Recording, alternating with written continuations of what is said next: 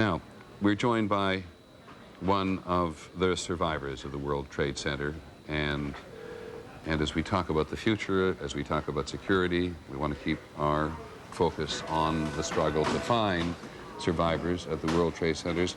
Marlene, can you hear me? Yes, I can hear you. You're in a hospital bed at Bellevue, are you? Yes, that's true. If somebody told you to hold your head up so you can talk to me, are you uncomfortable?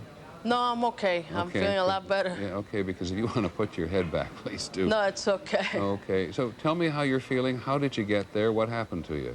I worked for the Trade Center, one of the carpenters, and I was going to go do a job. And I got on the elevator, and the freight elevator, and I heard the first explosion, and the elevator blew up, the doors blew up, and it dropped. And I was lucky that the elevator got caught in between two floors. Which floors? The B levels, the basement levels, right. where all the all the mechanics are. Right. And with the screaming and yelling, other co-workers pulled the elevator guy out, and myself.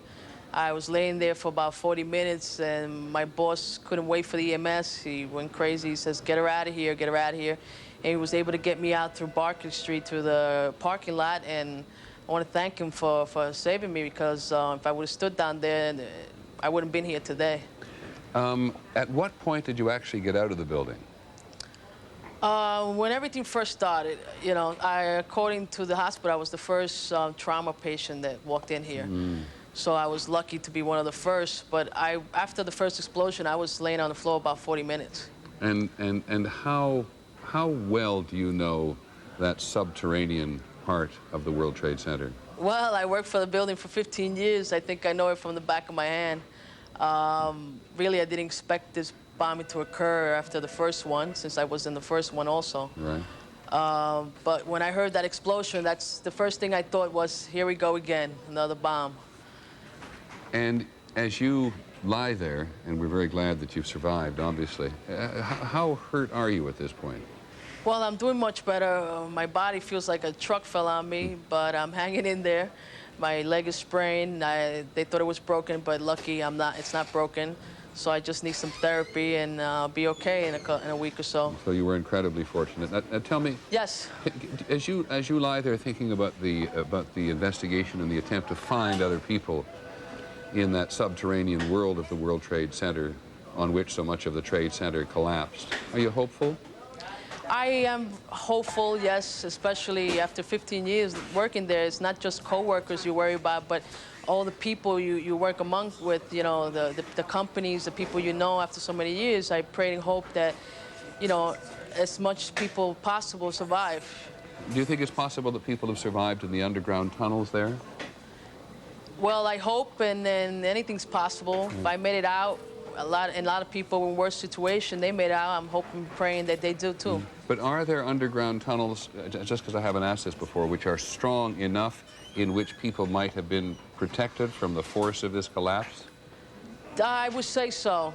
You're talking down 6 levels below. So the point is to get them out. Tell me, how's your friend Arthur Del Bianco? He's doing great. I was very emotional when I saw him. I'm happy to see him. Like I said, when I first got hurt, he was still fine. When I saw him, he was looking for other people, because we heard the screams, and he was going around doors trying to break them through to see who he found. And just to see him that he got hurt, but not that severe, and happy to see he's okay. Because he's with you, I gather, there in the hospital, right?